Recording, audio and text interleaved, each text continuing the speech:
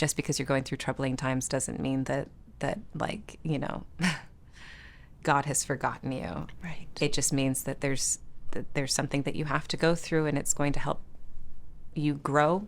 It's going to help mature you. It's going to prepare you for the next stage of, who you were meant to be.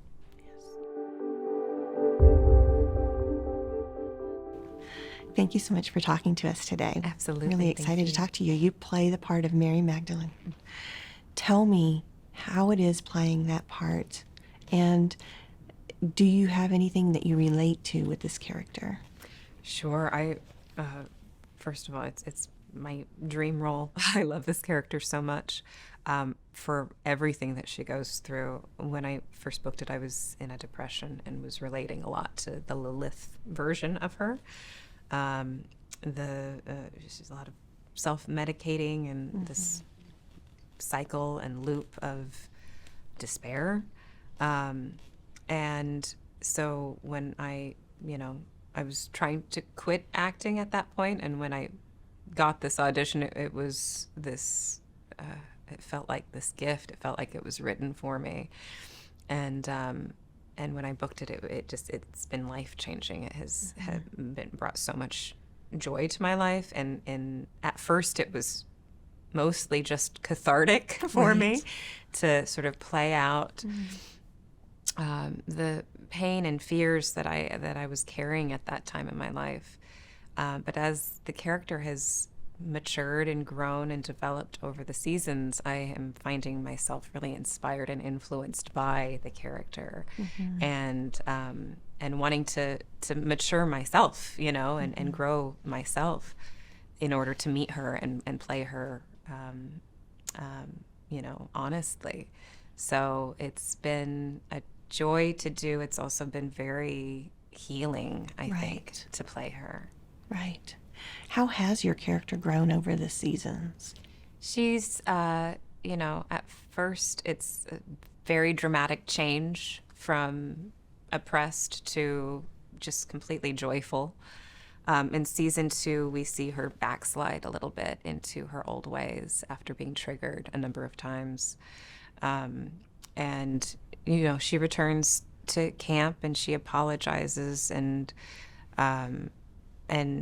I think after that, she's still holding on to a little bit of shame over her past and her decisions. And season 3 shows her really being confronted with how holding on to that shame is affecting her, and how it's affecting others still, and how in order to, really step into who you're meant to be, you really have to let go. Even if you're not living in it, you may still be thinking about it. When you're focused on it, it's still present. And so season 3 shows her actually releasing her ties to her past. And what happens from then on out is a maturing process where she is now able to use the pain of her past to recognize it in others, and now she is able to help others because of that. So it's it's a very nuanced growth. It's not as dramatic as the first 2 seasons for her, but it's definitely there, and we see her working on it every day. It has impacted you, and I know that it's impacted others who watch it. Do you have a story a fan shared with you about how your role impacted them, and anything meaningful like that? So many people have reached out, sharing their own personal stories and telling me, I was Mary. This is me. I connect to her so much. It's beautiful to see that she's sort of used as this vehicle for other people to work through their own feelings of pain and shame and guilt and fear, and have this sort of cathartic thing through this character. The Chosen recently did a sort of mini documentary on a woman who shared her life story and the traumas that she went through with sex trafficking and abuse, and some of her support network introduced her to The Chosen, and she shared how much she related to the character, and how it brought a sense of hope, and even beyond that, just how there is a character written and portrayed that finally she can identify with, that is not a tragic story. It is a story of redemption. Usually women who are in this sort of type of character, in Hollywood, it's tragedies. It's really dark and sad. And in The Chosen, we're able to show that there is new life, and there is a second chance, and a future, a good, very joyful future for people who have gone through that kind of pain. Right. The Chosen is really, sometimes it's introducing Jesus to people who don't know him. Oh, sure. Can you talk a little bit about how that is meaningful? I think sometimes people who are sort of reticent to watch The Chosen, I think do so because if they're non-believers, or if they're not religious, they've had maybe some bad experiences with churches, and sometimes Christianity is not always represented very well.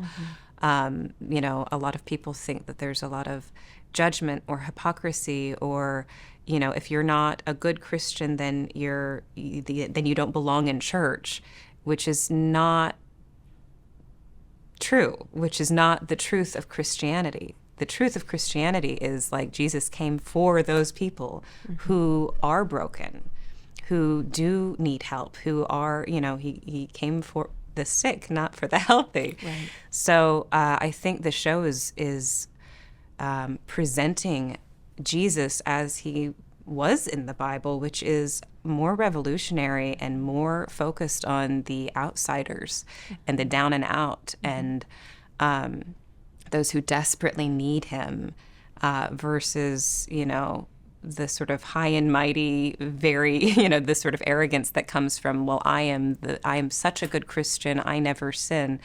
Well, Christianity is really for those who are sinning, who are in places of despair and hopelessness. So I think that it's challenging some maybe long-held, misconceptions about who Jesus was. Right. What do you want readers or viewers to take away from season 3? Season 3's themes are